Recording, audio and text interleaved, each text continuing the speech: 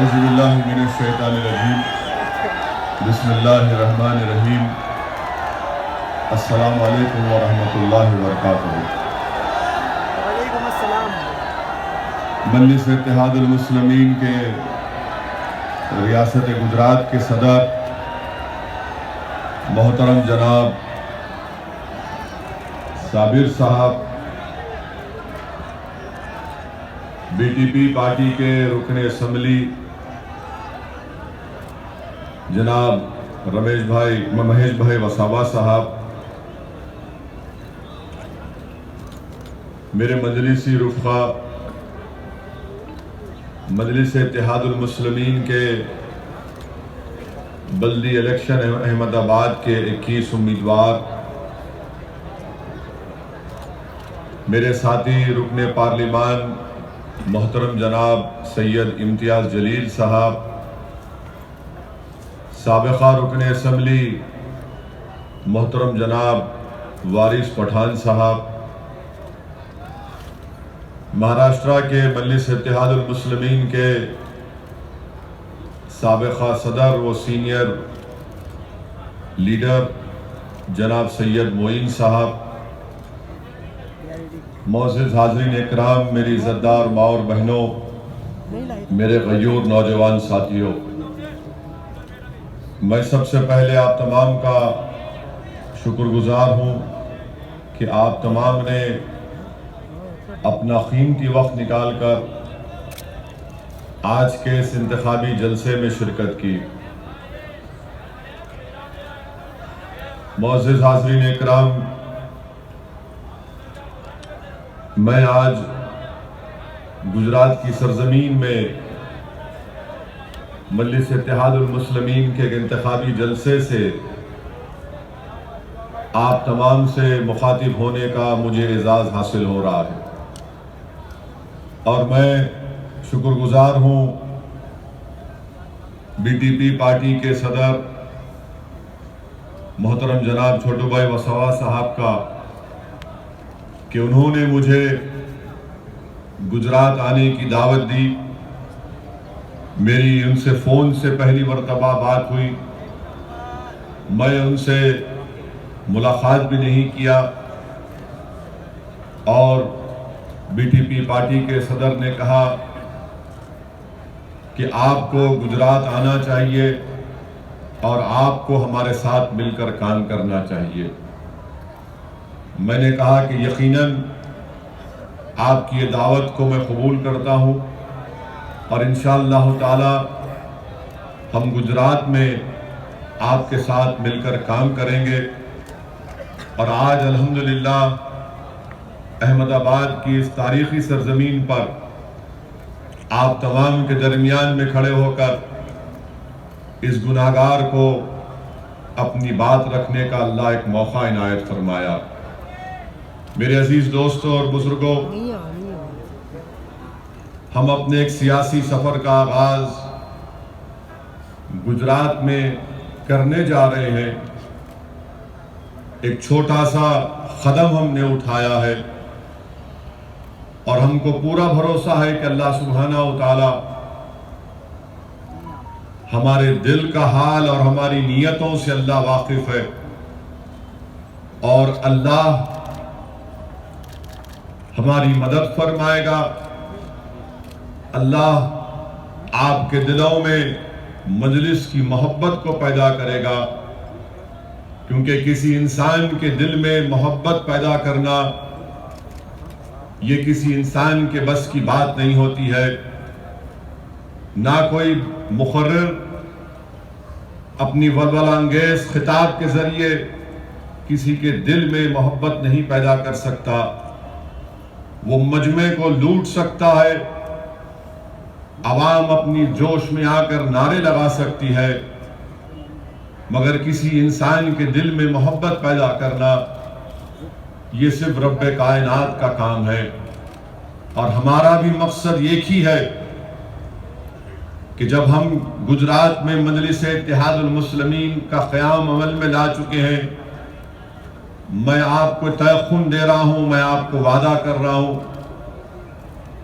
ये सियासी सफ़र सिर्फ एक इलेक्शन के लिए या असेंबली इलेक्शन के लिए नहीं है। इंशाअल्लाह ताला जब तक दुनिया कायम रहेगी, गुजरात में मजलिस इत्तेहादुल मुस्लिमीन का परचम लहराता रहेगा। मैं आपसे अपील कर रहा हूं, एक दर्दमंदाना गुजारिश कर रहा हूं कि आप मेरा मत साथ दीजिए, न साबिर साहब का साथ दीजिए, बल्कि मैं सिर्फ आपसे एक दर्दमंदाना अपील कर रहा हूं कि आप अपना साथ दीजिए। आप अपने नौजवान बच्चे और बच्चियों के रोशन मुस्तकबिल के लिए आप मजलिस को मजबूत करिए। मैं गुजरात को इसलिए नहीं आया हूं कि मैं आकर यहां पर अपनी मकबूलियत में इजाफा करूं या फिर अपनी अना की तस्कीन को हासिल कर सकूं। मैं गुजरात को इसलिए आया हूं मेरे अजीज दोस्तों, मेरी बुजुर्गों, मेरे इज्जतदार माँ और बहनों, मेरे गयूर नौजवान साथियों, कि मेरी दिली ख्वाहिश ये है और मैं इंशाअल्लाह ताला उसको अमली जामेनामा पहना कर रहूंगा। मेरी एक ही ख्वाहिश है कि मेरी आंख बंद होने से पहले मैं ये चाहता हूं कि इस तारीखी सरजमीन पर मुझसे काबिल सियासी कायदीन यहां पर पैदा हो जाए, जो कौम और मिल्लत की सही रहनुमाई कर सके, सही रहबरी कर सके और बेबाक और बेखौफ होकर गरीब और मजलूम अवाम की आवाज बन सके, जो मजहब की बुनियाद पर तफरका नहीं करेंगे, जो ये नहीं देखेंगे कि कौन हिंदू है कौन मुसलमान नहीं है, जो ये नहीं देखेंगे कि कौन दलित है या आदिवासी है। उनके दिलों में एक धड़कता हुआ दिल होगा और उनकी आंखों में वही मजबूत होगा जो दुनिया का कमजोर होगा, जो मजलूम होगा, वो मजलिस के कायदीन की आंखों में उसकी मजबूती होगी। ये मैं करने आया हूं। मैं आपसे गुजारिश कर रहा हूं कि आप इस काम में मजलिस का साथ दीजिए। आपने बरसों मुख्तलिफ सियासी पार्टियों को वोट दिया, उनके लिए मेहनत की, उनके लिए जुस्तजू किया, मगर आज मैं आपसे अपील कर रहा हूं कि थोड़ी देर के लिए मुहासबा करिए, थोड़ी देर के लिए रुक कर सोचिए कि बरसों जिस पार्टी का आपने साथ दिया उसने आपको क्या दिया, आपने क्या हासिल किया बहैसियत एक कम्युनिटी के, बहैसियत एक कौम के, बहैसियत अहमदाबाद के रहने वालों के, बहैसियत एक मुअज़्ज़िज़ गुजराती के, आपने क्या हासिल किया। आप सोचो, मुझसे बेहतर आप जानते हैं। और जो लोग ये कह रहे हैं कि असदुद्दीन ओवैसी सिर्फ इलेक्शन में गुजरात और अहमदाबाद को आए हैं, वो नहीं जानते कि मैं 2002 में भी यहां पर आया था। एक बड़ी तादाद यहां पर नौजवानों की है। मैं 2002 में हैदराबाद से 25 डॉक्टर्स की टीम को लेकर आया था। 50 लाख की दवाएं मैं साथ लेकर आया था।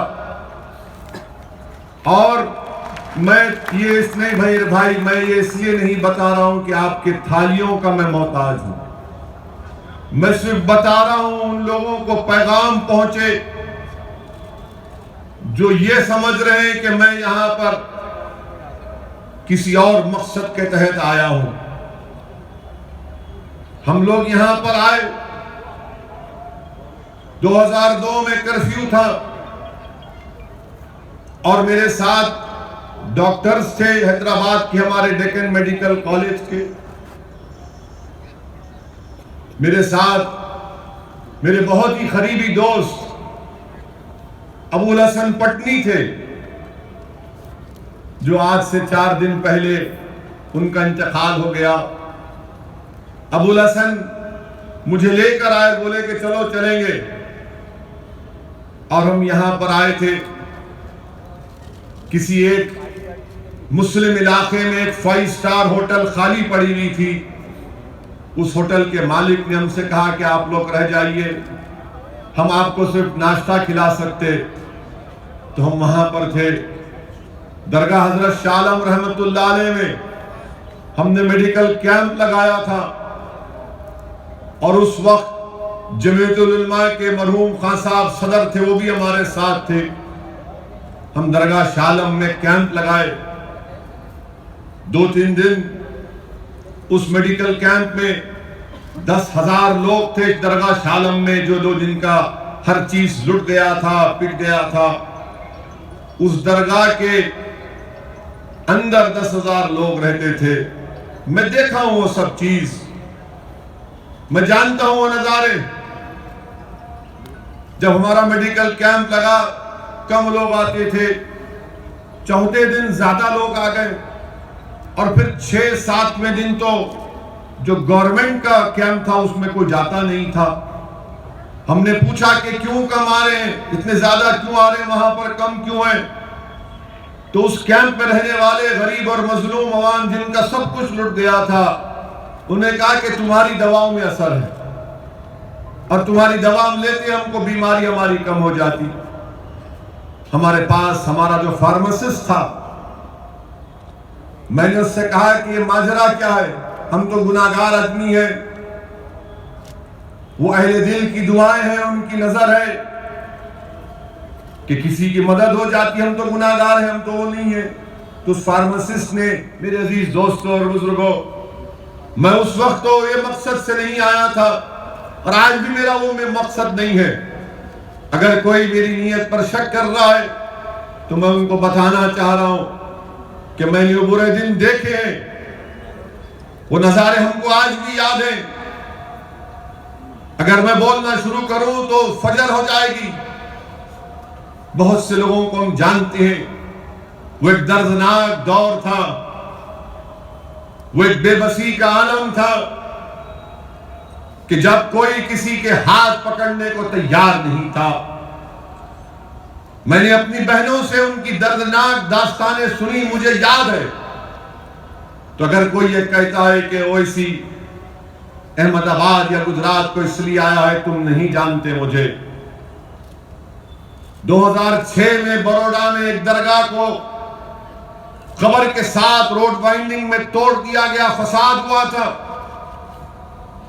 मैं और उस वक्त के समाजवादी पार्टी के एमपी अबू आसिम साहब, हम दोनों यहां पर आए थे।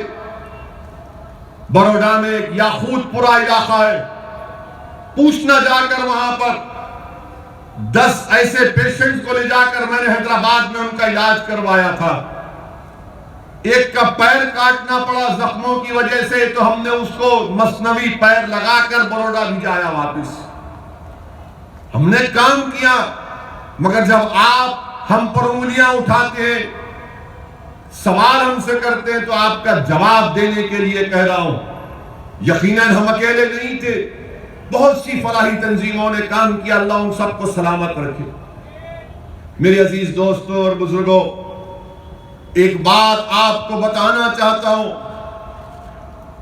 मुझे सियासी तजुर्बा उतना नहीं है, मगर जितना भी उस बुनियाद पर आपसे कह रहा हूं कि अल्लाह ने मुझे मौका दिया, हमारे वतन अजीज के मुख्तलिफ रियासतों में, मुख्तलिफ शहर और गांव में जाने का मौका मिला।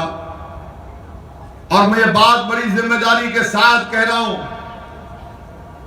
मैं पैगाम दे रहा हूं अहमदाबाद के मुसलमानों को, अहमदाबाद के, गुजरात के, अहमदाबाद के आदिवासियों को, दलित भाइयों को, बहनों को, जो कमजोर और मजलूम अवाम है, आपको पैगाम दे रहा हूं, याद रखो, जब तक आपके पास आपकी एक सियासी ताकत नहीं होगी जो कांग्रेस और बीजेपी से आजाद,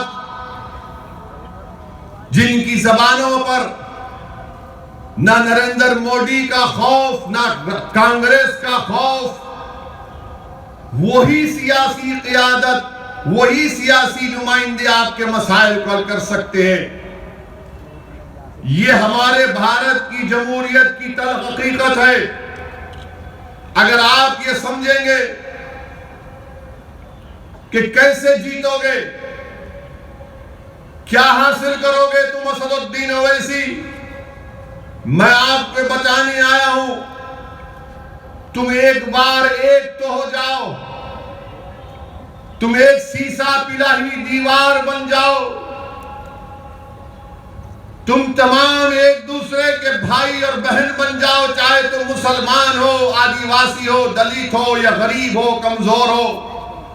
तुम एक दूसरे के गम को समझना सीख लो, तुम दूसरे का गम अपना गम समझो। किसी के सीने में तकलीफ होती तो जरूर यह कि तुम्हारा दिल भी उसकी तकलीफ को महसूस करे। याद रखो, जब तुम ये कैफियत पैदा कर दोगे तो दुनिया की बड़ी बड़ी ताकतें तुम्हारे सामने आकर अपना सर झुकाएंगी और तुमसे पूछेंगी, बताओ तुमको क्या तकलीफ है, हम तुम्हारा काम करने को तैयार हैं। ये काम आप उसी वक्त करेंगे जब इस आने वाले बल्दिया के चुनाव में 21 मजलिस के जो उम्मीदवार हैं, आप अपना एक एक वोट देकर पतंग के निशान पर बटन या स्टैंप मारकर उनको कामयाब करेंगे। ये सियासी सफर का आगाज है। सिर्फ अहमदाबाद या गोधरा या दीगर मुकामात के बल्दी इलेक्शन तक ये सियासी सफर नहीं रुकने वाला है। अगर आपने थोड़ी सी हरकत की, इत्तेहाद का मुजाहरा किया और बेखौफ होकर पूरे इत्मीनान और एतमाद के साथ मजलिस का साथ किया, तो यकीनन वो दिन दूर नहीं है जब हम असेंबली के इंतखाबात में हिस्सा लेंगे। असेंबली के इलेक्शन में मजलिस के नुमाइंदे कामयाब होंगे, बीटीपी के उम्मीदवार कामयाब होंगे और मुत्तहिदा और मुश्तरिका ताकत का मुजाहरा गुजरात के असेंबली में किया जाएगा। जब तक कोई लड़ने वाला नहीं होगा, जब तक के कोई आपके मसाइल को बयान करने वाला नहीं होगा, क्योंकि आप कहेंगे कि हाँ कांग्रेस से भी जीते, दूसरी पार्टी से जीते। मेरे भाई, अगर ये अच्छे होते तो असदुद्दीन ओवैसी हैदराबाद से यहां पर नहीं आता। ये खराब है, ये डरते हैं मोदी से, ये डरते हैं आरएसएस से। इसलिए डरते हैं कि इनको खुदा पर एतमाद नहीं है, इनको अपनी जिंदगियों से मोहब्बत है। ये मौत से डरते हैं, वहन पैदा हो चुका है इनके दिलों में। मजलिस का एक एक रुकन सिर्फ अल्लाह से डरता है और कोई इंसान से हम नहीं डरने वाले हैं, चाहे कोई भी हो।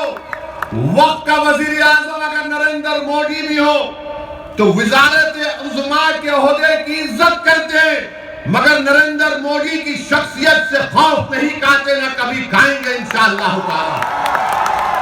इज्जत यकीनन विजारत उज़्मा के ओहदे की है, मगर कोई कहे कि डरो नहीं, डरना नहीं होता।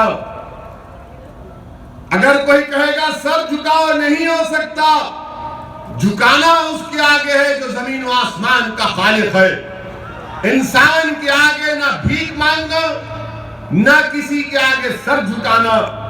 तो क्या करेंगे आप मुत्तहिद रहकर भारत की जमहूरियत, भारत का संविधान जिसको बाबा साहिब अम्बेडकर ने बनाया, वो हमसे ये मुतालबा करता है कि ना तुम डरो, ना किसी के सामने भीख मांगो, बल्कि भारत का संविधान तुमसे ये पुकार कर कह रहा है कि अगर तुम आजादी चाहते हो, तुम मसावात चाहते हो, तुम भाईचारगी चाहते हो, तुम इंसाफ चाहते हो, तो सियासत में सिर्फ वोट डालने वाली मशीन मत बनो, बल्कि वोट को हासिल करो, लीडर बनो, कायद बनो, नेता बनो और कौम के मसाइल को, चाहे वो कौम मुसलमान हो, आदिवासी हो, दलित हो, उनके मसाइल को, उनके पैगाम को लेकर आगे बढ़ो। ये पैगाम मजलिस इत्तेहादुल मुस्लिमीन आपको देने आई है और मुझे यकीन है कि इंशाअल्लाह ताला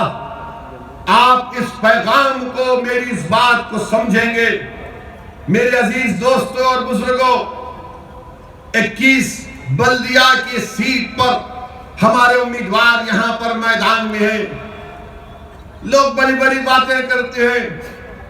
मजलिस के मुखालिफीन जहां पर मैं जाता हूं, इस पूरे मुल्क के सियासतदानों में अगर सबसे ज्यादा किसी को कोई गाली देता है तो वो दीवाना आपके सामने खड़ा है। हर कोई जो दिल में आ बकते रहता है मेरे बारे में। लोग मुझसे पूछते कि तुमको फर्क नहीं पड़ता। मैं उनसे कहता हूं कि हां, शुरू में पड़ता था, अब नहीं पड़ता। पूछिए अब क्यों नहीं फर्क पड़ता? इसलिए कि इज्जत देने वाला अल्लाह है, कामयाबी देने वाला अल्लाह है। ये इंसान लाख तुम मुझे गाली दे दो, तुम मेरी तरक्की को, मेरी जमात की कामयाबी को नहीं रोक पाओगे। मेरे अजीज दोस्तों और बुजुर्गों, हम जहां कहीं भी अपनी सियासी जमात या अपनी पार्टी का आगाज करते हैं, फौरन इल्जाम लग दिया जाता है कि इनसे मिले हुए हैं, उनसे मिले हुए हैं। ऐसा लगता है कि ये हमारी शादी कराना चाहते हैं कि नहीं, इसको इससे शादी मत करो, उनका मिला हुआ है, ये खराब है, ये फुला टीम है, बी टीम है, सी टीम है। अरे दीवानों, याद रखो, दुनिया में कोई अभी तक पैदा नहीं हुआ जो पैसे की बुनियाद पर रसूलुल्लाह सल्लल्लाहु अलैहि वसल्लम के गुलामों के गुलाम को, दरे मोहम्मद सल्लल्लाहु अलैहि वसल्लम के कुत्ते को कोई खरीद सके। तुम बार बार इनसे मिले, अरे तुम मिले हुए हो, तुम्हारी सोच में मिलावट। अगर तुम अच्छे होते तो तुम जीत जाते, बीजेपी को हरा देते गुजरात से। तुम में ना होश है, तुम में ना प्लानिंग है, ना तुम में कोई अंग्रेजी में जो कहते कि इंटेलेक्चुअल ऑनेस्टी है। तुम मिले हुए हो, तुम हिंदुत्व का मुकाबला हिंदुत्व से करना चाहते हो, तुम हिंदू नेशनलिज्म का मुकाबला हिंदू नेशनलिज्म से करना चाहते हो। मजलिस क्या पैगाम दे रही है कि हिंदुत्व का मुकाबला संविधान से किया जाएगा जिसको बाबा साहब अम्बेडकर ने बनाया। हिंदू नेशनलिज्म का मुकाबला इंडियन नेशनलिज्म से किया जाएगा। इंडियन नेशनलिज्म सब उसमें आते हैं, मगर ये पार्टी बोलती है कि नहीं। अरे तुम वो लोग हो जो इलेक्शन में मुसलमानों के इलाकों में कैंपेन करने जाने डरते हो, इंतखाबी मुहिम चलाने से डरते हो। तुम वो लोग हो और तुम हम पे उंगलियां उठाते हो, और फिर आप हमसे कहती हैं यही कांग्रेस पार्टी, इनके 12 एमएलए जीते कांग्रेस से, आपने उनको वोट दिया और नरेंद्र मोदी के गोद में जाकर बैठ गए अपनी पार्टी से इस्तीफा देकर। ये 12 अगर भागे तो क्या मैं उनको गुलाब जामुन खिलाकर भिजाया मोदी के पास? ये 12 अगर भागे तो क्या महेश भाई उनको बुलाकर आदिवासियों का खाना खिलाए थे कि खा खड़कनाथ की मुर्गी और भाग मोदी के पास? वोट आपने दिया और गाना गाते हैं मोदी का और इल्जाम लगाते मुझ पर। अरे अपने गिरेबान में आप झांक कर देख लो, बहुत गंदगी है आपके गिरेबान में, मगर गिरेबान में नहीं झांक सकते इसलिए कि आपकी गर्दन बहुत मोटी हो चुकी है। इतनी मोटी हो चुकी है कि आप ये समझते हैं कि हम इस मुल्क में हुकूमत करने के लिए पैदा हुए। वो जमाना चला गया, वो जमाना चला गया, वो जमाना नहीं रहा। आप ये भी जानते हैं कि पार्लियामेंट के चुनाव हुए 2019 में, आप तमाम में कितनों ने बीजेपी को वोट नहीं किया? हाथ उठाइए, डरिए मत। आप दिए?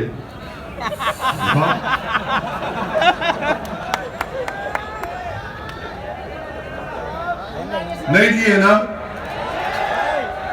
देंगे कभी? देंगे कभी? अब ये बोलो बीजेपी कैसा जीत गई?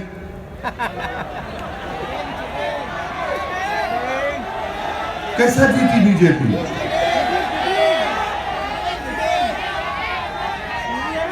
आप वोट नहीं दिए ना, कभी देंगे इंशाअल्लाह। फिर कैसा जीती? इसलिए जीती कि दूसरे पार्टी के जो लोग थे वो बोले नहीं हम मोदी को वोट देंगे, वहां भाग गए उसके पास, वहां जाकर वोट डाल दिए। और हारने के बाद भी आप मेरे पे उंगली उठा रहे, नहीं हुआ वोट काटने के लिए, खाली मुस्लिम बहुल इलाकों में कैंडिडेट खड़ा कर रहे। हाँ मेरे भाई, हम अपने इलाकों में अपने घर में खड़ा करेंगे ना। दूल्हे की बारात घर से निकलती, गैर के घर से नहीं निकलती। दूल्हा अपने घर से निकलता ना बारात लेकर, तो ये बारात शुरू होगी तुम्हारे महल्लों से, तुम्हारे घर में, और इंशाअल्लाह ताला पूरे गुजरात में जाएगी। आज मीडिया के लोग आके बोल रहे वहां से खड़ा करे, वहां से खड़ा करे। हमने कहा मैडम अभी तो शुरुआत है, अपने घर से ही शुरू करेंगे ना। नेक काम करना, नेक काम जो करते घर से करते ना। पहले घर के कमजोरियों को, बुराइयों को, उसको खत्म करके हम दूसरी जगह जाते, तो घर से शुरू करें। और मुझे यकीन है कि जो काम घर से शुरू किया जाता है उसमें कामयाबी हमको इंशाअल्लाह ताला आप देंगे, और अल्लाह हमको कामयाबी समकिनार करेगा। मेरे अजीज दोस्तों और बुजुर्गों, यहां पर एक लंबी फहरिस्त है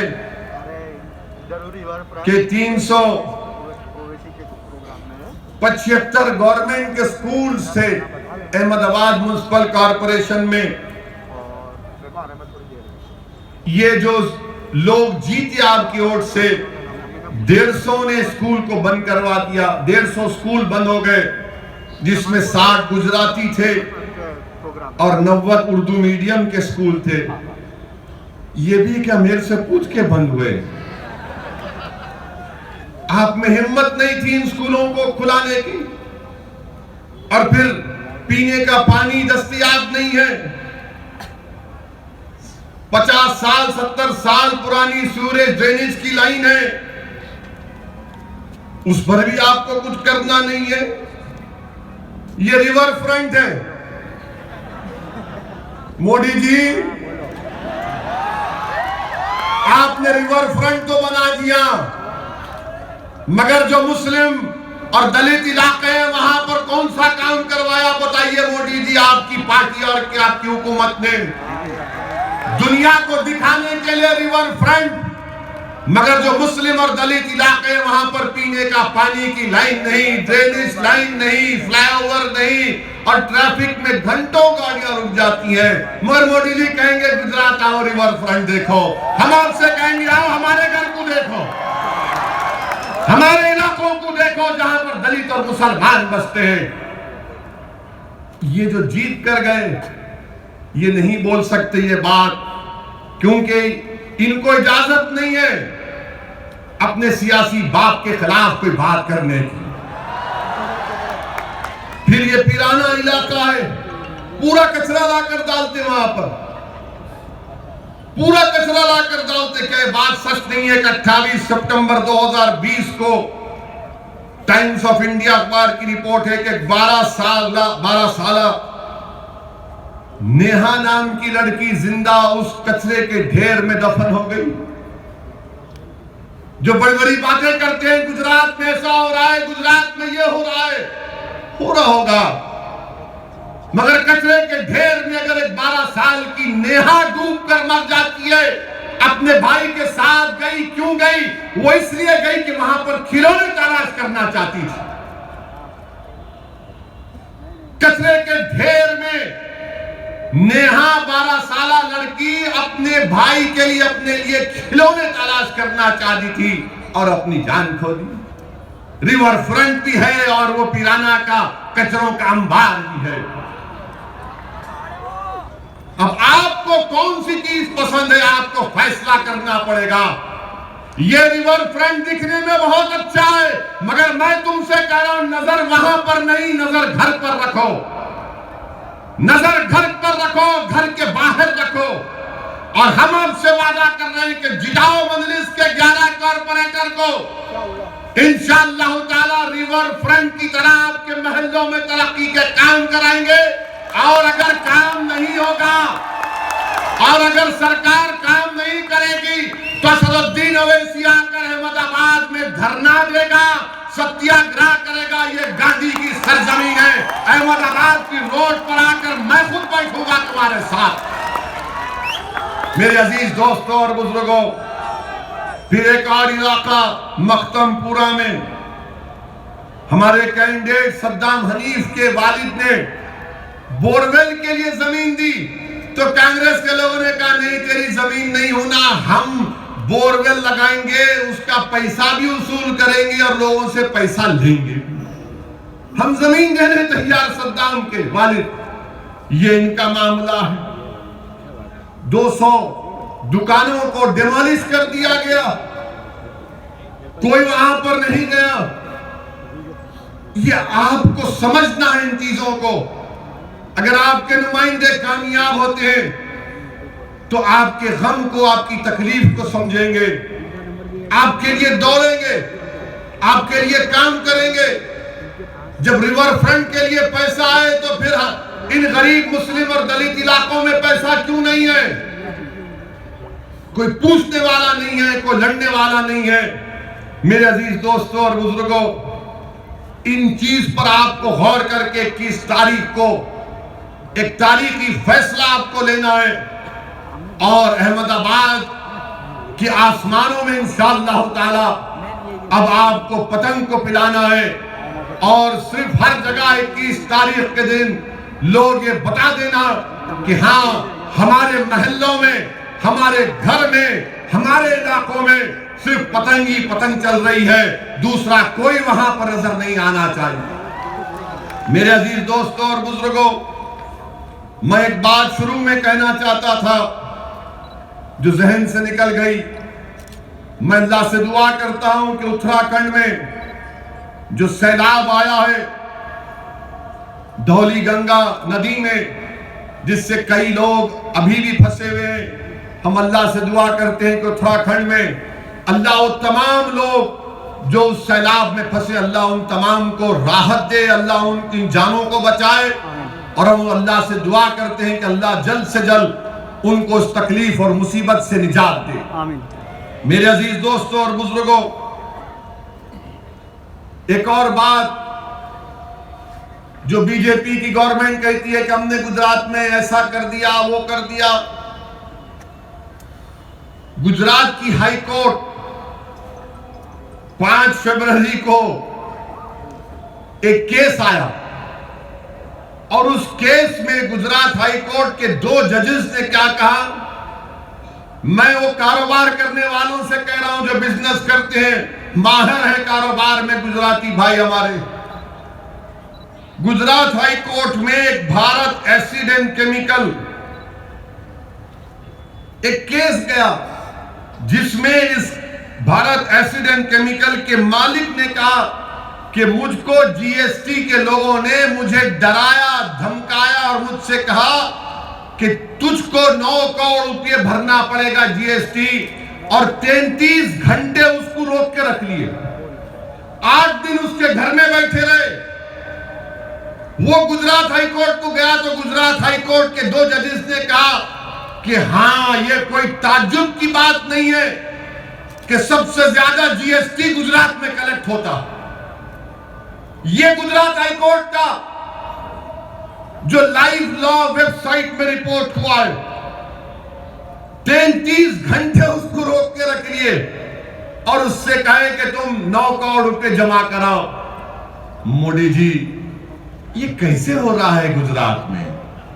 जीएसटी के नाम पर डराया जा रहा है, कारोबार करने वालों को कमजोर किया जा रहा है। ये गुजरात का। अब आप आ जाइए, बहुत लंबा रिकॉर्ड है इन लोगों का।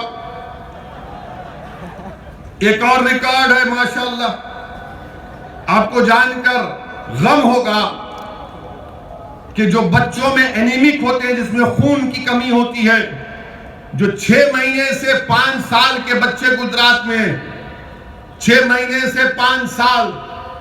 खुद मोदी हुकूमत की रिपोर्ट अब भी आई, नेशनल फैमिली हेल्थ सर्वे 5 ये कहती है कि 80% गुजरात में 6 महीने से 5 साल के बच्चों में खून की कमी, एनीमिक। बताओ मोदी जी ये कैसे हो रहा है? तो मोदी जी बोलेंगे मैं छोड़ के चला गया ना इसलिए हो रहा है। हो सकता भाई मजाक, मोदी जी खुद बोले कि कभी कभी ह्यूमर करना चाहिए, मजाक करना चाहिए, सीरियस मत लीजिए संघ परिवार वालों। फिर एक और बात, जो बच्चे स्टंटेड होते हैं यानी जिनकी उम्र के लिहाज से हाइट होना कम, वेस्टेज यानी उनका वेट जो होना वो कम, वजन कम होता है, वो 38 से 39% हो गया। गुजरात तरक्की कर रहा है। जो हमारी बहनें जिस उम्र में आकर बच्चे पैदा करती हैं, 65% वो महिलाओं को एनीमिक है, खून की कमी है। गुजरात तरक्की कर रहा है। अच्छा, ये बोलते हैं कि वर्क पार्टिसिपेशन रेट कितना है मुसलमानों का? 61% है। कितना है हमारे हिंदू भाइयों का? 71% है। ये गवर्नमेंट ऑफ इंडिया का रिकॉर्ड है, मैं नहीं बनाया हूं। मैं संघ परिवार और बीजेपी से पूछना चाहता हूं, ये डिफरेंस क्यों है वर्क पार्टिसिपेशन रेट में? मुसलमानों का भी 71% होना चाहिए ना, क्यों नहीं करते आप? इसलिए नहीं करते कि कोई लड़ने वाला नहीं है, कोई पूछने वाला नहीं है। अच्छा, आपको मालूम कितने मुसलमान मैट्रिकुलेशन करते हैं गुजरात में? 26% खाली। इसका जिम्मेदार मैं हूं। जिसको आपने वोट दिया पूछो उनसे कि 26% मैट्रिकुलेशन करेंगे। और फिर एक सेग्रीगेशन इंडेक्स है, पूरे भारत में अगर हिंदू और मुसलमान अलग रहते हैं तो अहमदाबाद में रहते हैं। क्यों रहते हैं बताओ? क्या मैंने कहा मिलाओ ना मोदी जी? क्यों नहीं मिलाते आप? ये सेग्रीगेशन इंडेक्स कहता है। मेरे अजीज दोस्तों और बुजुर्गों, गुजरात में अमन है। ये कहते हैं, मोदी जी का नेशनल क्राइम रिकॉर्ड्स ब्यूरो का डेटा है, 2018 में 39 कम्युनल राइट्स हुए, 2019 में 6 कम्युनल राइट्स हुए। और गुजरात में सबका साथ, सबका विकास, सबका विकास, विश्वास, ये बाजा बजाते रहते हैं। मोदी जी बीजेपी वालों को बोल दिए, सोने से पहले बोलो सबका साथ, सबका विश्वास, सबका विकास। सुबह उठे तो बोलो सबका साथ, सबका विकास, सबका विश्वास। 24 घंटे यही बोलते रहो। मगर क्या डिस्टर्ब एरियाज एक्ट क्यों है अहमदाबाद में? 40% क्यों है यहां पर? क्यों एक हिंदू मुसलमान को घर नहीं बेच सकता? क्यों एक मुसलमान हिंदू को नहीं घर बेच सकता? क्यों मुझे कलेक्टर से परमिशन लेना पड़ता? मेरी जायदाद है, मेरे बाप का घर है, मेरी मां का घर है। तुम कौन होते मुझे बोलने वाले किसको बेचूं या ना बेचूं? डिस्टर्ब एरियाज एक्ट लगा दिए। मैं अपना घर नहीं बेच सकता, कलेक्टर के पास जाकर भीख मांगना पड़ता है। यह संविधान के खिलाफ है डिस्टर्ब एरियाज एक्ट। हमारे दोस्त वकील अब्दुल हकीम केस डाले हाई कोर्ट में कि संविधान के खिलाफ है, राइट टू इक्वालिटी के खिलाफ है, राइट टू लाइफ के खिलाफ है। यह प्राइवेसी जजमेंट आया सुप्रीम कोर्ट का, उसके खिलाफ है। मगर डिस्टर्ब एरियाज एक्ट, कलेक्टर से अगर मैं तोहफा भी दे रहा हूं तो नहीं दे सकता हूं, गिफ्ट भी नहीं दे सकता हूं। आप कौन होते भाई? मगर ये सरकार जो बड़ी बड़ी बातें करती हैं, इनका काम सिर्फ बकवास करना, अवाम के दरमियान में नहीं रहना, कुछ काम काज नहीं। मेरे भाई, मैं आपसे अर्ज कर रहा था कि जो लोग लड़ते हैं, जो लोग जद्दोजहद करते हैं, उन्हीं की बात सुना जाता है। आप बोलेंगे क्या, किसकी मिसाल दो?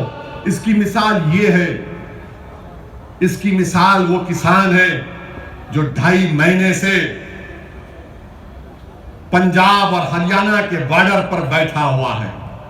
इसकी मिसाल वो है, वो किसान जो आज वहां पर बैठा हुआ है वेस्टर्न यूपी के बॉर्डर पर, और 300 से ज्यादा मोदी सरकार के पास एमपी है।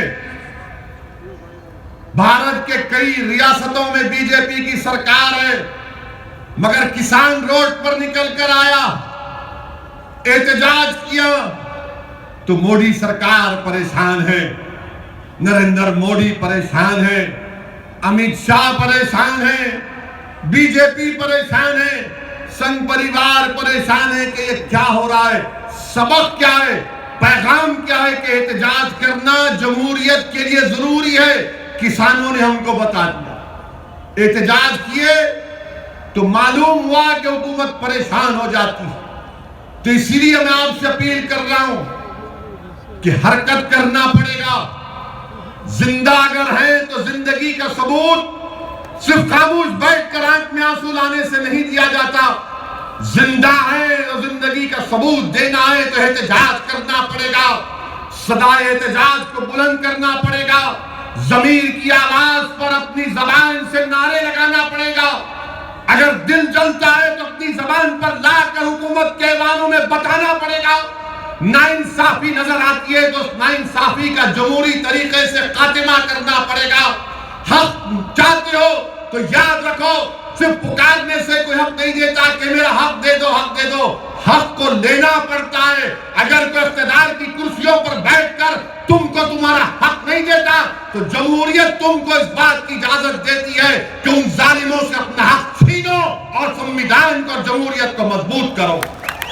मेरे अजीज दोस्तों और बुजुर्गों, ये पैगाम मैं आपको देने आया हूं कि जहां तक किसानों की बात है, मैं अहमदाबाद से भी हमारे किसान भाइयों को पैगाम दे रहा हूं कि हम आपके साथ हैं। आपकी जिद्दोजहद हक बजानिब है, आपके मुतालिबात बिल्कुल सही हैं। जो 3 कानून नरेंद्र मोदी की सरकार ने बनाए वो भारत के संविधान के खिलाफ है। एग्रीकल्चर संविधान में स्टेट लिस्ट में आता है और नरेंद्र मोदी की सरकार को कोई इख्तियार नहीं था कि वो उस कानून को जो स्टेट लिस्ट में आता उस पर कवानीन बना सके। एग्रीकल्चर मिनिस्टर बोलते हैं, तोमर साहब इसमें क्या काला है दिखाओ। अरे काला उसमें यह है कि भारत के संविधान के खिलाफ है। जो कानून बनाने का इख्तियार आपको नहीं है, आप कैसे बनाए हो कानून। अब जो किसान एहतजाज कर रहे तो बोले खालिस्तानी है क्योंकि वो पर सिख है। वो खालिस्तानी हो गया वो किसान जो घंटों खेत में रहता है, फसल उगाता है ताकि आप और हम खा सके, वो खालिस्तानी हो गया। आदिवासी दलित नक्सल हो गया, मुसलमान जिहादी हो गया। अब बचे कौन? बचे खाली मोदी जी, वही दूध के दूल्हे हैं, हम सब गुनाहगार, कोई है ही नहीं ना। अब मोदी जी का मामला यह है कि वो कहते हैं कि नो, कोई एहतजाज मत करो, मैं जो ज्ञान देता हूं वो ज्ञान को सुनो, मैं मन की बात बोलता हूं, सुन लो, अमल कर लो। मोदी जी, मन की बात सुनने से गरीब का पेट नहीं भरता, मन की बात सुनने से किसानों का गम दूर नहीं होगा। मन की बात सुन सुन के हम बोर हो चुके हैं। अब आप किसानों की मन की बात समझो। अगर मोदी जी इंसाफ करना चाहते हैं, वो खुद कहते हैं कि मैं गुजरात की गरीब परिवार से उठकर आया हूं। अगर आप गरीबों का गम समझते हैं तो अपने घर में उन किसानों को बुलाइए। जिस तरह आपने बराक ओबामा को बिठाकर अपने हाथ से चाय पिलाकर ओबामा को दिया, अच्छा किया, मेहमान था।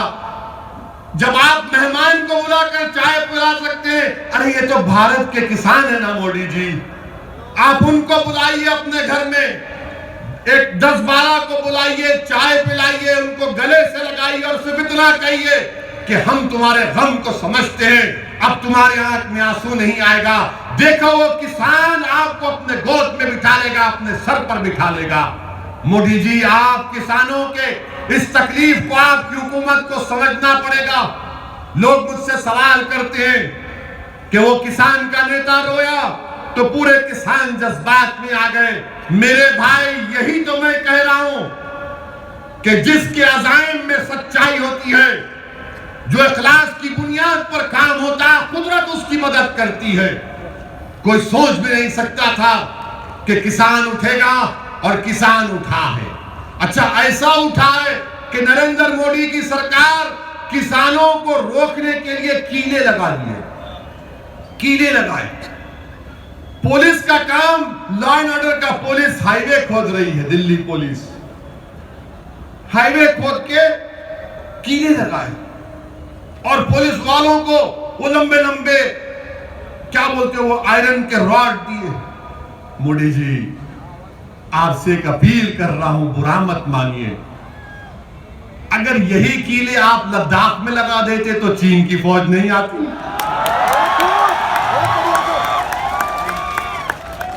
यही आप खोद के रख देते तो गलवान में PP-18 पे आज भी हम जाकर अपनी फौज को भिजा सकते थे। मोदी जी, वहां पर कीले नहीं लगाए आपने।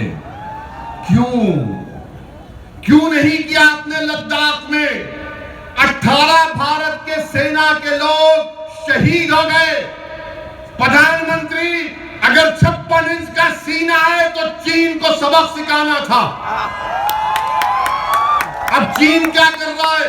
1000 स्क्वायर किलोमीटर जमीन जो भारत के एलएसी में चीन कब्जा करके बैठा है। और मोदी जी बोलते हैं, भाइयों बहनों, सबका साथ, सबका विश्वास, सबका, ना कोई था ना कोई रहेगा। 1000 स्क्वायर किलोमीटर पर चीन की फौज भारत के एलएसी की जमीन पर बैठी है। अरुणाचल प्रदेश में गांव बसा दिए भारत की जमीन पर। सिक्किम में नकुला में चीन की फौज। मोदी जी दिखाइए ना। तो मोदी जी अपनी जबान से वजीर आजम चाइना का नाम नहीं लेते। सबका नाम ले लेंगे, सबको नाम रख देंगे, मगर चाइना का ही नाम नहीं लेते। आपको मैं वजीर आजम से कह रहा हूं कि मैं अहमदाबाद से इस रिवर फ्रंट के सामने खड़े होकर जिस मुल्क का नाम हमारा वजीर आजम लेने से डरता है, हम कह रहे हैं कि चीन चाइना की PLA भारत की 1000 स्क्वायर किलोमीटर पर कब्जा करके बैठी हुई है।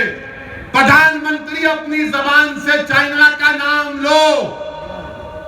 क्यों नहीं लेते चाइना का नाम आप? कोई पूछेगा 1000 स्क्वायर किलोमीटर कहां से आया? हिंदू अखबार लिखा। मेरा अखबार नहीं है, मेरे ससुरे का नहीं है। और वैसे भी एक ही शादी कर रहा हूं, वो गलतफहमी मत रही है। और अल्हम्दुलिल्लाह घर में है हमारी बेगम, है, साथ रहते हम। समझे ना? समझ गए ना? अकल मन को इशारा काफी। कितना हंस रहे देखो चीचा। अंकल, बेगम का नाम लिए तो बात हो रही ना, याद आते, हमको भी याद आते। घर जाना है ना। आप बताइए, चीन का नाम ही नहीं लेते। और बीजेपी के लोग, हम वो कर देंगे, वो बर्दाश्त नहीं करेंगे, ये कर देंगे, फुला कर देंगे। अरे तुम कुछ भी नहीं कर रहे ना, कुछ तो करो प्यारे। खाली टीवी चैनल पर आकर बैठकर दे लंबा लंबा छोड़ दो, लंबा लंबा। एक जोक बोलता हूं, बुरा मत मानिए, जोक है। मोदी जी भी मन की बात में बोले कभी कभी ह्यूमर होना चाहिए। तो मोदी जी सऊदी अरब गए। सऊदी अरब सुन ली, याद है? बोल। तोप को देखे, रियाद में पुरानी तोप रियाद में थी। हमारे वजीर आजम हर चीज को बड़ा गहराई से देखते। बोल गए, जोक है, सच्चाई नहीं है, लिटिल ह्यूमर, लाइटर वेन में। तो वहां पर जाकर प्रधानमंत्री ने उस अरब शेर से पूछा, कितना फेंक थी?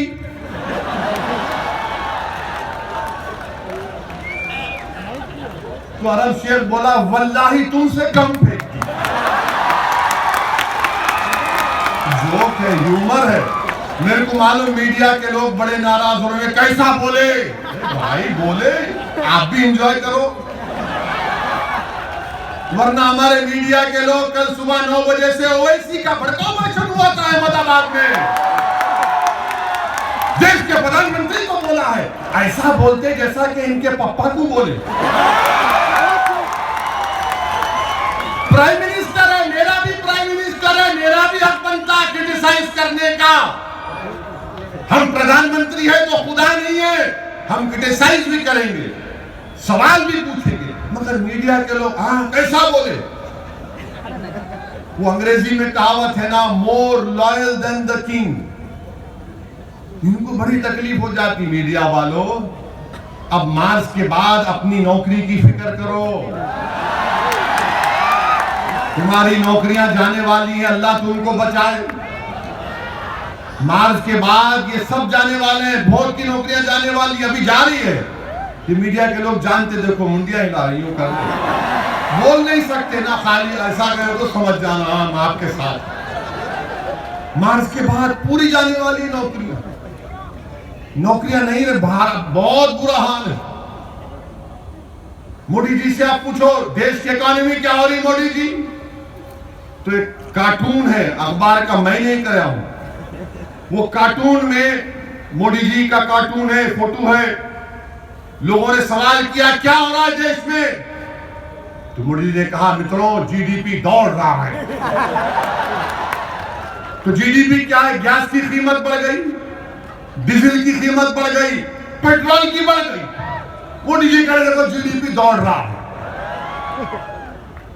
अब ये तकलीफ किसी को नहीं हो रही, पेट्रोल की कीमत बढ़ते जा रही है, डीजल की कीमत बढ़ते जा रही है, और भी बढ़ गया। बजट आया तो रुकने का नाम ही नहीं है। मगर जो मोदी जी के भक्त हैं, नहीं नहीं क्या होता, हमारी गाड़ी में पेट्रोल नहीं, हमारी गाड़ी में हवा से चलती। मगर गरीब की गाड़ी तो हवा से नहीं चलती, गरीब की मोटरसाइकिल हवा से नहीं चलती, गरीब की गाड़ी मोदी की मोहब्बत से नहीं चलती, गरीब की गाड़ी पेट्रोल और डीजल से चलती। जिसको कारोबार करना है वो तो बर्बाद हो रहा है। लॉकडाउन लगाया आपने, अनकॉन्स्टिट्यूशनल लॉकडाउन। लॉकडाउन के लिए मोदी जी ने कहा रात में 8 बजे आए, मैं बोला गया काम। अब लोगों को हैबत होती, रात में 8 बजे वजीर आज़म आए तो अब क्या करने वाले हैं भाई। बोले भाइयों बहनों लॉकडाउन कितने घंटे का टाइम दिया, 4 घंटे। 4 घंटे में लॉकडाउन हो गया, और लॉकडाउन लिफ्ट करने के लिए मोदी सरकार देती है आपको 8 दिन का टाइम। लॉकडाउन लगा, गरीब पिट गया, बर्बाद हो गया गरीब, नौकरियां चले गई, कारोबार बर्बाद हो गया, भूखमरी के शिकार हो गए लोग। आपको मालूम इनफॉर्मल सेक्टर में भारत में 10 करोड़ नौकरियां चले गई, करीब 25-30 लाख फॉर्मल सेक्टर की तनख्वाहें लोगों की कम हो गई। मगर कोई बोलता ही नहीं है ना, क्यों नहीं बोलते तुम, ये बात बताओ हमको, हम क्यों बोले, तुम क्यों नहीं बोलते, तुम्हारी जबानें क्यों रुकी हुई है बताओ। और पूरे मुल्क में कोरोना चल रहा, लॉकडाउन आपने गलत किया। जनवरी के आखिरी हफ्ते में पहला कोरोना का पेशेंट केरला में आया, इटली से आए थे। जब पूरा कोरोना बढ़ गया तो देखे किसको बलि का बकरा बनाओ, तबलीगी जमात को बना दिया। क्या कहा, ये तबलीगी जमात के लोग कोरोना जिहाद कर रहे थे। माशाल्लाह मोदी जी, आपके लोगों ने तो कोरोना को भी कलमा पढ़ा दिया, अशहदु अल्ला इलाहा इल्लल्लाह व अशहदु अन्ना मुहम्मदुर रसूलुल्लाह। मैंने कोरोना को भी आपने मुसलमान बना दिया। क्या दिमाग है आप लोगों का, माशाअल्लाह। अल्लाह नजर बद से बचाए, ये दिमाग और बढ़ता रहे।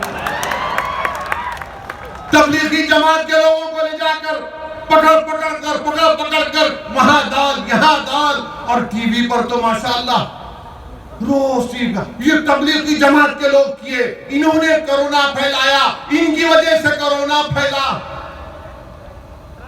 और हमारे हिंदू भाइयों को ये बता दिया देखो मुसलमानों की वजह से कोरोना फैल गया। और हमारे हिंदू भाई बेचारे शरीफ हैं, मोदी जी जो बोलते यकीन कर लेते, अरे हो सकता भाई ये चेहरे पे टोपी, सर पे दाढ़ी, कुर्ता पैजामा, टखने के ऊपर पैजामा, हाँ ये करे होंगे, इनको क्या जरूरत थी? अरे बीमारी का कब से मजहब होता है बताओ? जहां जहां मुकदमा डाले कोर्ट ने निकाल कर फेंका, मुंह पे तमाचा मारा उन लोग और कहा कि नहीं तबलीगी जमात या उसके जिम्मेदारान कोरोना फैलाने के जिम्मेदार नहीं है। एक के बाद एक कोर्ट ने कह दिया। जब पूरे मुल्क में तबलीगी जमात पर इल्जाम लगाया जा रहा था तो एक ही दीवाना था जो टीवी पर जाकर कह रहा था कि नहीं बीमारी का कोई मजहब नहीं होता। वो कौन था? वो सदुद्दीन अवैसी था। कोरोना जिहाद, लव जिहाद, जमीन जिहाद, अब तो कॉमेडी जिहाद भी हो गया। अरे हर चीज को जिहाद से जोड़ते। ये लव और जिहाद कहां से आ गया बाबा? मोहब्बत तो अंधी होती ना। बहुत से लोग ये होंगे साथ से चीखा मार रहे हैं। करना भी चाहिए, बगैर मोहब्बत के कोई इंसान नहीं रहता, याद रखो। अल्लाह हमको जज्बात दिया, मोहब्बत करना जरूरी है और सबसे पहली मोहब्बत करना है तो रब्बे कायनात से करना है। मोहब्बत करना है तो रहमतुल आलमीन सल्लल्लाहु अलैहि वसल्लम से मोहब्बत करना है। जब तुम इनसे मोहब्बत करोगे सारी दुनिया तुमसे मोहब्बत करेगी। मगर हम लोग क्या है, उसको देख इसको देख, क्या बदलो, तब्दीली पैदा करो। मगर ये लोग लव जिहाद, अरे कहीं का लव जिहाद बाबा? या खाने को खाना नहीं है, नौकरियां नहीं है, मगर आप लव जिहाद, कोरोना जिहाद क्या कर रहे हैं आप देश में? कितनी नफरत फैलाएंगे मुसलमानों के बारे में? नहीं ये करे, अरे क्या करे बताओ ना तुम? क्या कोई कोरोना से जिहाद करता है? लखनऊ में आंध्र प्रदेश की एक जमात गई जिसने हमारी एक बहन थी ले जाकर एक कॉलेज में बंद कर दिए, हामिला थी। वो कह रही है कि देखो मुझे बच्चा हो सकता है, पानी छूट रहा है। आकर धक्का दिए, उसका हमल साबित हो गया। बताओ आप, कई वाकयात है। किसी एक रियासत में एक बच्चा गया, उसको हर पूरे लोग टीवी पर देखकर बोले तू तबलीग का है। वो बेचारा तंग आकर खुदकुशी कर लिया। आप बताइए देश कहां जा रहा है? कितना आप नफरत फैलाएंगे? मोदी जी मैं आपसे एक मोटा सवाल कर रहा हूं आपकी सरजमीन में खड़े होकर। चाइना आज इस वक्त चाइना की फौज 2020 में क्यों भारत में घुसी? मोदी जी कभी आपने सोचा? क्योंकि चाइना जानता है कि भारत के लोगों में दिल मिले हुए नहीं है। लव जिहाद चल रहा है, कोरोना जिहाद चल रहा है, एक दूसरे पर इल्जाम लगाए जा रहे हैं। सरकार देश की सरहदों की हिफाजत करने की बजाय देश की जनता में नफरत फैला रही है। चाइना घुस गया, मौका अच्छा है, इस पर कोई बात नहीं करेगा, कोई नहीं पूछेगा। हद तो यह हो गई कि एक लड़के को मध्य प्रदेश के जेल में उसको सुप्रीम कोर्ट ने बेल दिया। जेलर नहीं छोड़ता उसको। ये मीडिया की रिपोर्ट है, सब्जेक्ट टू करेक्शन। मीडिया ने कहा कि सुप्रीम कोर्ट के जज को जेल को फोन करके कहना पड़ा कि अहमको मैंने बेल दिया, इसको छोड़ो। ये हमारे देश का हाल है। मेरे अजीज दोस्तों और बुजुर्गों, मैं आपको यह पैगाम देने आया हूं कि आपको अपने हिम्मत और हौसले को बुलंद रखना पड़ेगा। मैं नौजवानों से और नौजवानों के जिम्मेदारों से अपील करने आया हूं कि हम अपने नौजवानों की जवानी को रोड पर बर्बाद होने से बचाएंगे। हम अपने नौजवानों को जेल की सोबतों से बचाएंगे। ये नहीं हो सकता संघ परिवार वालों कि हमारे बच्चों की जवानी रोड पर बर्बाद हो जाए या जेल में सड़ जाए और आपके बच्चे अमेरिका जाकर अपनी जिंदगी को अच्छा बना ले। अब जवानी को बचाएंगे, उसको एक सही राह पर लेकर जाएंगे, जीने के मकासद समझाएंगे, जिंदगी उसूल पर गुजारने की तरगीब करेंगे। अब ये नहीं हो सकता संघ परिवार के लोगों कि हमारी बच्चियों को तहफ्फुज ना मिले, उनको तालीम ना मिले और किसी और की बच्ची तालीम भी हासिल करे और तहफ्फुज भी मिले। अब हम अपनी बच्चियों को तहफ्फुज भी पहुंचाएंगे, तहफ्फुज भी फराहम करेंगे, उनको तालीम याफ्ता भी बनाएंगे। ये उस वक्त होगा मेरे अजीज दोस्तों और बुजुर्गों जब आप मुत्तहिद रहेंगे, जब आप मुत्तहिद रहेंगे, अपने के कोड को समझकर इस्तेमाल करेंगे और तभी जाकर आपको कामयाबी मिलेगी। मेरे अजीज दोस्तों और बुजुर्गों, लोग पूछेंगे कि अगर साबिर की क़यादत में छोटू भाई वसावा के साथ मिलकर कामयाबी मिल जाती है तो क्या होगा?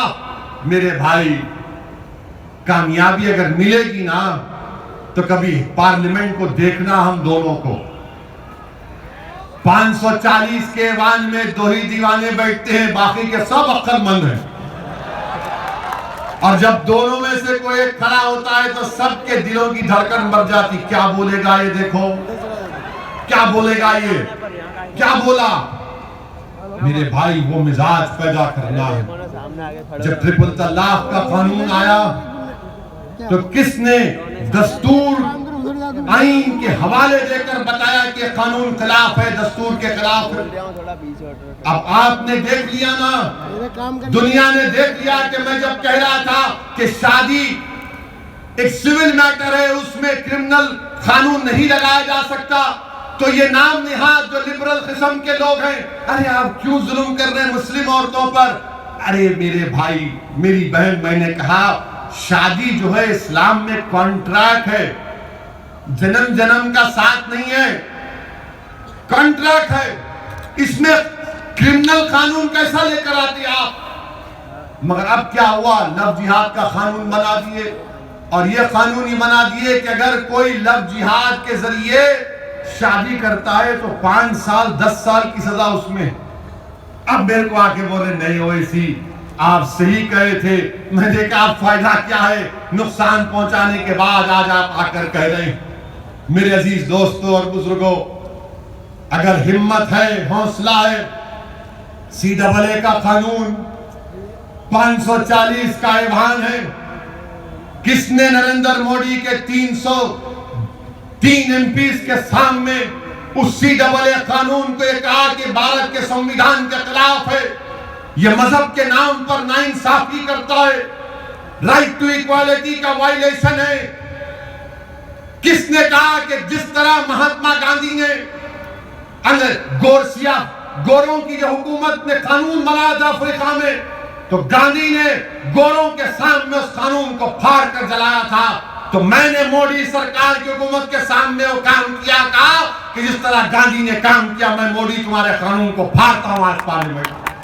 ये काम कोई नहीं किए, हम कानून को फाड़े। मकसद क्या था कि पैगाम जनता को मिले कि तुम्हारा नुमाइंदा बैठा हुआ है लोकसभा में, गूंगा बनकर नहीं बैठा है, अंधा बनकर नहीं बैठा है, बल्कि हरकत करने बैठा है, लड़ने के लिए बैठा है। अगर आप गुजरात की असेंबली में विधानसभा में छोटू भाई वसावा के साथ आपके नुमाइंदे कामयाब होकर जाएंगे तो इंशाअल्लाह ताला गुजरात की विधानसभा की दरों दीवारों को हिला के रख देंगे। और कैसे हिलाएंगे? तुम्हारे मसाइल बयान करके, इंसाफ का मुतालबा करके। मेरे अजीज दोस्तों और बुजुर्गों, इस सरजमीन पर बसने वाले आप तमाम को मैं सलाम करता हूं। आपने बहुत तकालीफ बर्दाश्त किए, आपने बहुत से मसाइब और मुश्किलात का सामना किया, आपने खाक और खून के दरियाओं से आपको गुजरना पड़ा, आपके सरों पर काले बादल मंडलाते रहते हैं, मगर मैं आपको पैगाम देने आया हूं हैदराबाद की आवाम की तरफ से। मैं आपको पैगाम देने आया हूं, बिहार का व भारत का सबसे पसमानदा इलाका सीमांचल है। मैं आपको पैगाम देने आया हूं उत्तर प्रदेश के उन गरीबों की तरफ से। मैं आपको पैगाम देने आया हूं महाराष्ट्र के उन गयूर लोगों की तरफ से कि गुजरात की सरजमीन पर बसने वालों, तुम अकेले नहीं हो, हम तुम्हारे साथ खड़े हैं इंशाअल्लाह ताला। इस लड़ाई में तुम अब अकेले नहीं होगे। तुम्हारी आंख में आंसू आएगा तो हमारी आंख में भी आंसू आएगा। तुम्हारे सीने में तकलीफ होगी तो हमारे सीने में भी हम उसकी चुभन को महसूस करेंगे। तुम्हारे तलवों में अगर कोई कांटा चुपेगा तो यकीन जानो हमारे तलवों में भी दर्द होगा। तुम्हारी तकलीफ तुम अब अकेले नहीं सहोगे। इंशाअल्लाह ताला हम सब मिलकर इन नाइंसाफियों के दौर का खात्मा करेंगे और भारत का संविधान आपको इस बात की इजाजत देता है। आप देखते हैं कि हम सीमांचल में इलेक्शन लड़े, 5 सीट पर कामयाबी हमको मिली और जैसा 5 सीट जीते तमाम के तमाम लिखना शुरू कर दिए, इन्हें आ गया, ये पार्टी आ गई। अच्छा, हमको ले जाकर जिना से मिलाते, दूर दूर तक ताल्लुक नहीं है। जिना भारत को छोड़ के भाग गए। हमारे बुजुर्गों ने फैसला लिया कि भारत हमारी सरजमीन है, हम इस सरजमीन पर बाइज्जत शहरी बनकर रहेंगे। मगर इल्जाम लगाना इनका मकसद है। मैं आपसे ये भी कहूंगा कि अब कांग्रेस में दम नहीं है मेरे भाई, अब कांग्रेस में दम नहीं है। अब कांग्रेस में कुछ भी नहीं हो सकता इनका। अब कांग्रेस को अगर दुनिया के सबसे बड़े हकीम साहब के पास भी जाकर बोलेंगे हकीम साहब एक पेशेंट है, हकीम साहब पूछेंगे पेशेंट को क्या हुआ, तो आप बोलेंगे पेशेंट बहुत कमजोर हो गया। हकीम साहब बोलेंगे पेशेंट का नाम, तो आप बोलेंगे कांग्रेस। हकीम साहब बोलेंगे बेटा मेरे पास उसके लिए कोई दवा नहीं है। आप कांग्रेस को नहीं उठा सकते। आप ये जो वेस्ट बंगाल में, मगरबी बंगाल में कांग्रेस और लेफ्ट फ्रंट मुर्दार हो चुके हैं, खत्म हो चुके हैं। वहां वेस्ट बंगाल के लोग भी कह रहे हैं कि आओ मजलिस को लेकर आओ। हम एक विकल्प देख रहे हैं मजलिस के रूप में, क्योंकि टीएमसी और बीजेपी एक सिक्के के दो रुख हैं। हर जगह पर कांग्रेस खत्म हो चुकी है। राहुल गांधी हार गए अमेठी, कहां जाकर जीते? वायनाड में, जहां पर 35% के करीब अकलियतें हैं। और कांग्रेस पार्टी के गुलाम हम पे कहते हैं कि ओवैसी वोट काटने को आया है। अरे मैं किसी को काटने नहीं आया हूं, कुत्ता काटता है, मैं इंसान हूं। मैं दिलों को मिलाने आया हूं और इंशाअल्लाह ताला हम दिलों को मिलाकर रहेंगे।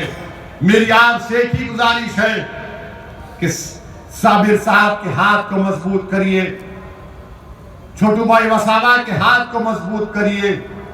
अपने लिए एक बार आप एक फैसला लेकर आगे बढ़िए मेरे भाई। ये जमात आपकी है।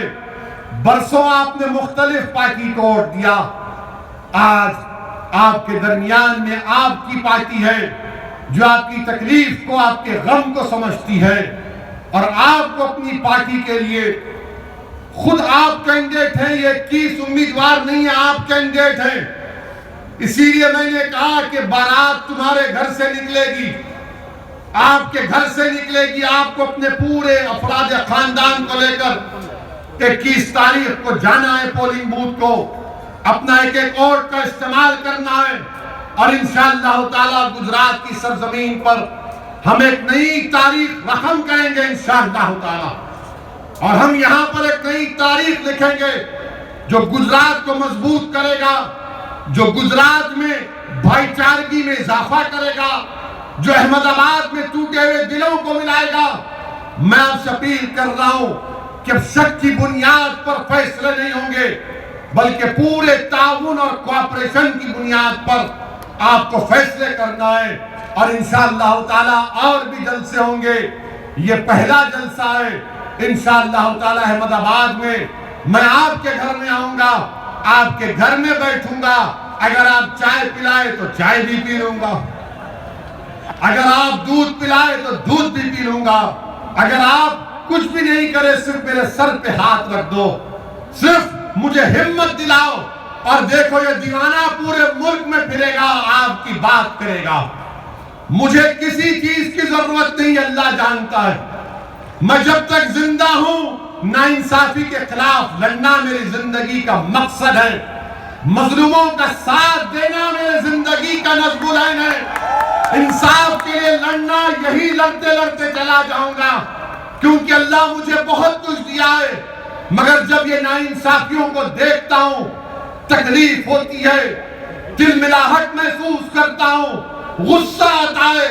मगर मेरे अजीज दोस्तों और बुजुर्गों, अब इस गुस्से को जमहूरी तरीके से हमको अपने मुकद्दर के फैसले करना पड़ेगा। मजलिस का साथ दीजिए, पतंग के निशान पर बटन दबाइए और 21 तारीख के दिन नौजवानों पतंग के लेकर खींच मारते हुए जाना हर चीज को।